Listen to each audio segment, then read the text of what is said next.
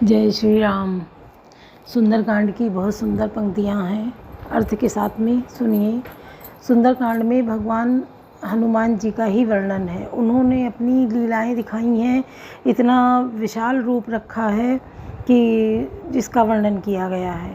वो पल भर में कहो मच्छर का रूप ले लें, कहो ब्राह्मण का रूप बना लें, कहो विशालकाय अपना शरीर बना लें। क्योंकि जब ये वहाँ पहुँचे हैं लंका में, तो सीता जी देखकर, जब ये पेड़ पे बैठ के अंगूठी इन्होंने श्री राम जी की डाली, सीता जी ने देखी तो वो बहुत प्रसन्न हुई। पहले तो अंगूठी देख के, फिर वो इधर उधर देखने लगी कि ये भगवान राम की अंगूठी कहाँ से आई। उनके मन में शंका आ गई कि कहीं राम को मार के तो अंगूठी कोई नहीं ले आया। फिर वो इधर उधर देखती हैं और कहती हैं कि ये जो भी अंगूठी मेरे सामने लाया है वो मेरे सामने प्रकट हो, मुझे दिखे किस रूप में है वो।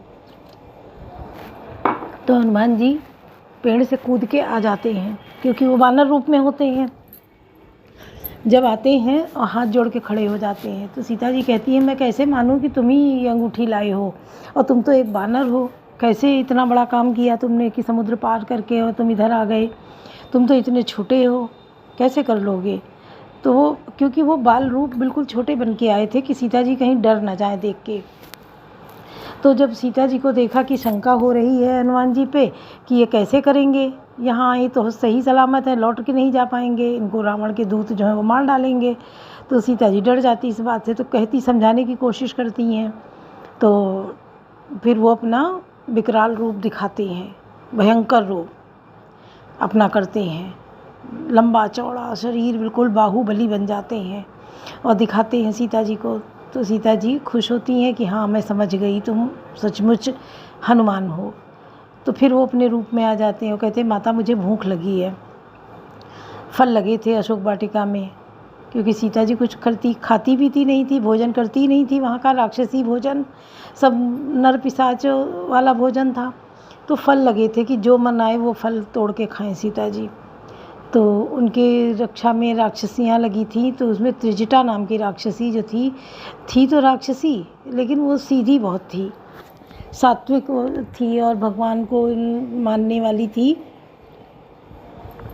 तो वो आके सीता जी को समझाती रहती थी कि उसके अंग फड़कते थे, उसको सपना दिखना कि सपने वानर लंका जारी, जात उधान से ना सब मारी।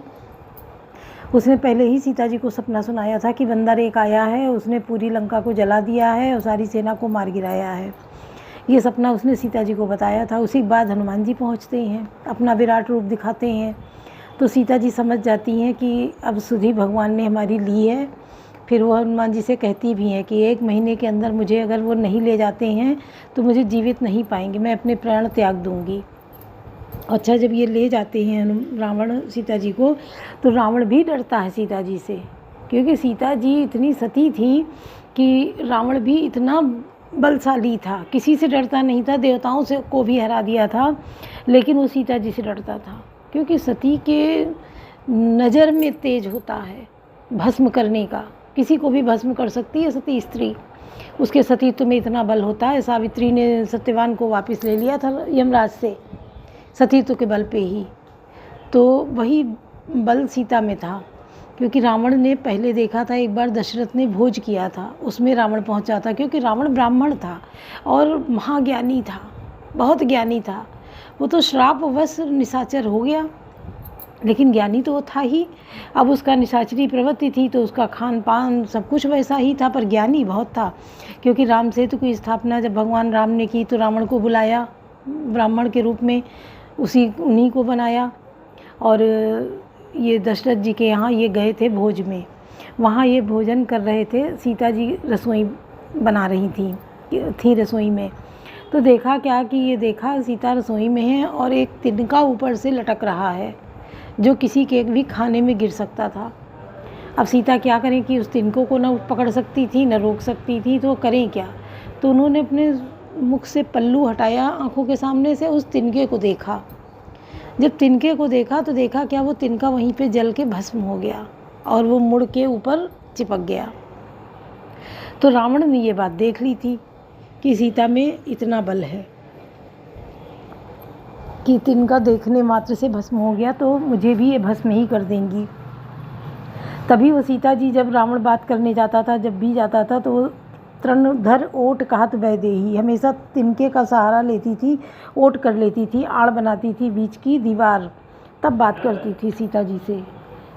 वरना रावण को भी डर था कि मुझे भी ये भस्म कर देंगी। तो हनुमान जी जो है पूरी वाटिका उजाड़ देते हैं, रावण के बेटे को भी मार देते हैं, क्योंकि रावण ने भेजा था कि जाओ इसको बांध के ले आओ। तो वो साधारण बंदर समझ के आए और हनुमान जी ने पटक पटक के उन्हीं को मार दिया। जब ये खबर गई तो मेघनाद आते हैं। जब मेघनाद आते हैं तो हनुमान जी को ले जाते हैं, उन्होंने ब्रह्मास्त्र चला दिया। अब उसकी काट तो हनुमान जी ने की नहीं, काट सकते थे लेकिन उन्होंने नहीं की। वो बंध गए और गए वहाँ। जब वहाँ गए रावण की लंका में दरबार में, तो सब देख के हंसने लगे कि अरे ये बंदर इतनी लंबी पूँछ लेके आया है। सब उसकी हंसी उड़ाने लगे, खिल्ली उड़ाने लगे। वो इधर उधर देख रहे हैं भौचक्के से, तो वो अपनी लीला कर रहे हैं सब। फिर रावण कहता है इसको मृत्युदंड दो, तो सब मना करने लगते हैं, ये तो दूत है, दूत को नहीं मारना। कभी भी कोई भी दूत, राजा युद्ध करते थे, अगर संधि पत्र या कुछ भी भेजते थे एक दूसरे के यहाँ, तो दूत को नहीं मार सकते थे, ये नियम होता था। तो सबने सलाह दी कि दूत को मत मारिए, ये तो दूत है राम जी का।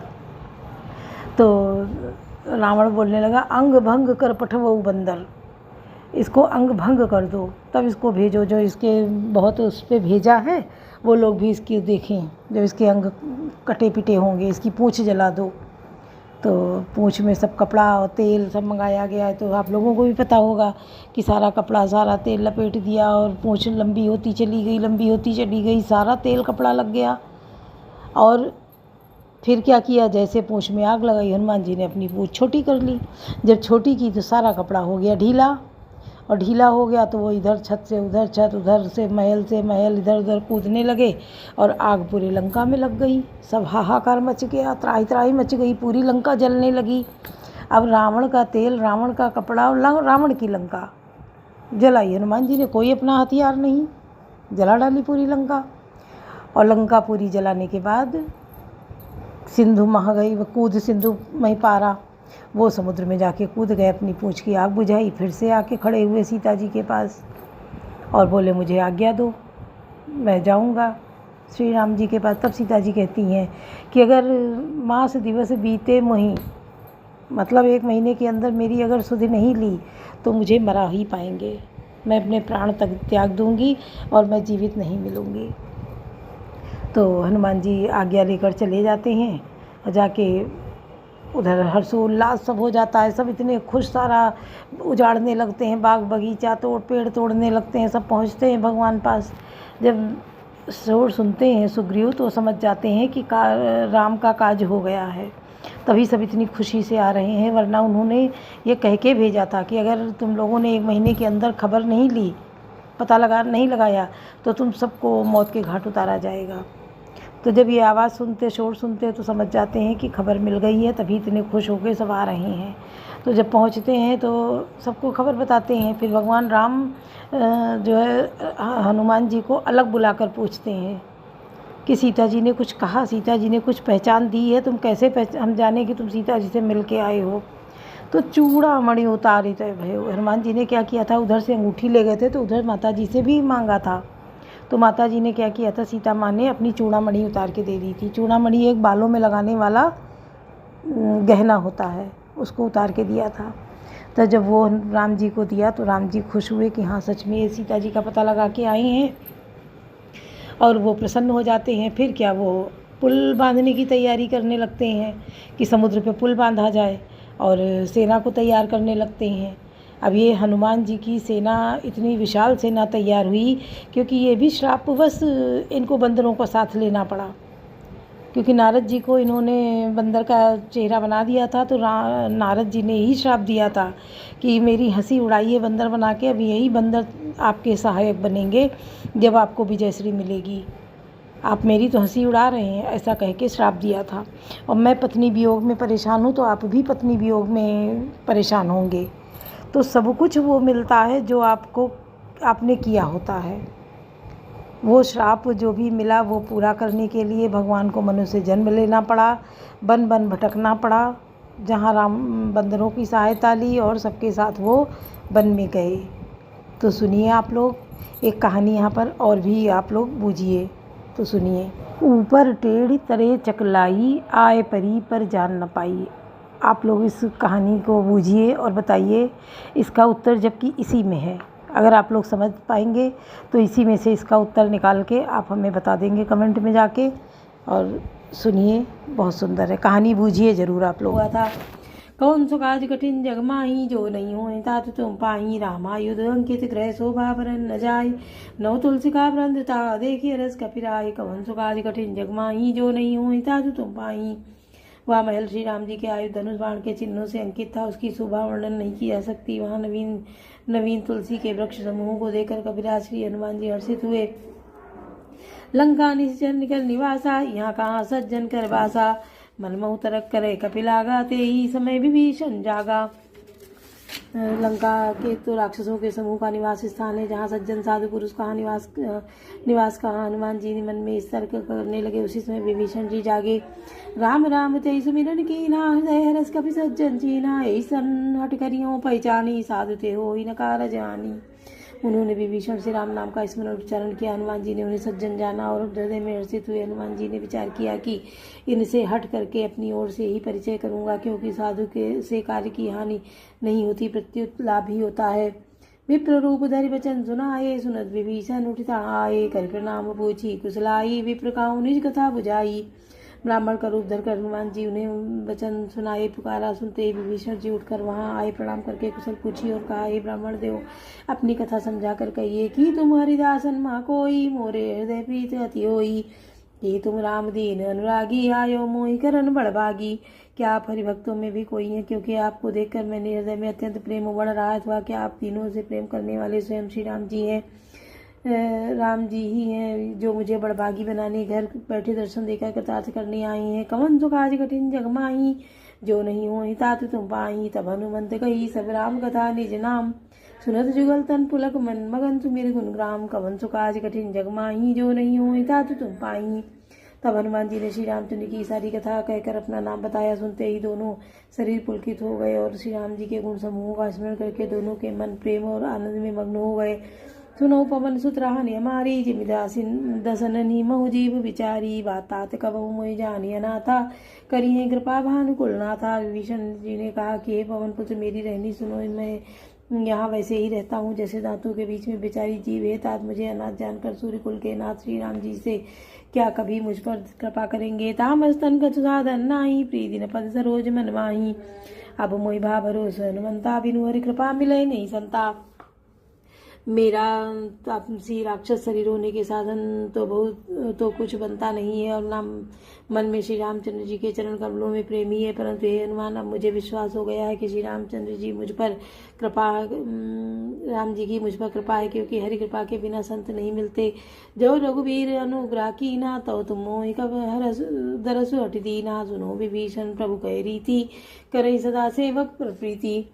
जब तो श्री रघुवीर जी ने कृपा की है, तभी तो आपने मुझे हट करके अपनी ओर से दर्शन दिए हैं। श्री हनुमान जी ने कहा, विभीषण जी सुनिए, प्रभु की यही रीति है कि वे सेवक पर सदा ही प्रेम किया करते हैं। काहू कवन में परम कुलीना, कपि चंचल सब ही विधीना। प्रात ले जो नाम हमारा, ते दिन ताई न मिले आहारा। भला कहिए मैं कौन बड़ा कुलीन हूँ, जाति का चंचल वानर हूँ और सब प्रकार से नीच हूँ। प्रातःकाल जो हम लोगों के बंदरों का नाम ले ले तो उस दिन उसे भोजन ना मिले। कवन सो काज कठिन जग माही, जो नहीं हो तात तुम पाई। असमय अधम सखा सुन मोह पर रघुवीर, कीनी कृपा सुमिर गुण भरे विलोचन नीर। कवन सो काज कठिन जग माही, जो नहीं हो तात तुम पाई। हे सखा सुनिए, मैं ऐसा अधम हूँ। श्री रामचंद्र जी ने मुझ पर कृपा ही की। भगवान के गुणों का स्मरण करके हनुमान जी ने दोनों नेत्रों में प्रेमाश्रुओं का जल भर आया। जानत हूँ अस स्वामी विसारी, फिर काहे न होई दुखारी। यही विधि कहत राम रामा, पावा अनिर्वाच्य विश्रामा। जो जानते हुए भी ऐसे स्वामी श्री रघुनाथ जी को भुलाकर विषयों के पीछे भटकते फिरते हैं कि वे दुखी क्यों न हो। इस प्रकार श्री राम जी के गुण समूह को कहते हुए उन्होंने अनिर्वचनीय परम शांति प्राप्त की। पुण्य सब कथा विभीषण कही, जय विधि जनक सुता तहाँ रही। तब हनुमंत कहा, सुन भ्राता देखी, चाहूँ जानकी माता। फिर विभीषण जी ने श्री जानकी जी की जिस प्रकार वहाँ लंका में रहती थी वह सब कथा कही। तब हनुमान जी ने कहा, हे भाई सुनो, मैं जानकी माता को देखना चाहता हूँ। जुगत विभीषण सकल सुनाई, चले पवन सुत विदा कराई। करि सोई रूप गए उत्पन्नितावा, बन अशोक सीता रह जावा। विभीषण जी ने माता जी के दर्शन की जब सब युक्तियाँ उपाय कह सुनाई, तब हनुमान जी विदा लेकर चले। फिर वही पहले का मशक सरीखा रूप धरकर वहाँ गए जहाँ अशोक वन में बन के जिस बाग में सीता जी रहती थी। देखी मन मऊ कीन प्रणामा, बैठे प्रीति जातु निसिनामा। कृष्ण जी शीस जटा एक बेनी, जपत हृदय रघुपति गुण श्रेणी। सीता जी को देखकर ऋषि हनुमान जी उन्हें मन ही मन प्रणाम किया। उन्हें बैठे ही बैठे रात्रि के चारों पैर बीत जाते हैं। शरीर दुबला हो गया है, जिस पर सिर पर जटाओं की एक बेनी लट है। हृदय में श्री रघुनाथ जी के गुण समूहों का जाप स्मरण करती रहती हैं। कमम सुखाज कठिन जग माही, जो नहीं हो तात तुम पाई। निज पद नयन दिए, मन राम पद कमल लीन। परम दुखी वा पवन सुत, देख जानकी दीन। कवन सुखाज कठिन जग माही, जो नहीं हुई तात तुम पाई। श्री जानकी जी नेत्रों को अपने चरणों में लगाए हुए नीचे की ओर देख रही हैं और मन श्री रामचंद्र जी के चरण कमलों में लीन है। जानकी जी को दीन दुखी देखकर पवन पुत्र हनुमान जी बहुत ही दुखी हुए। बोलो सियावर रामचंद्र की जय, पवन सुत हनुमान की जय, लाडले लखन लाल की जय।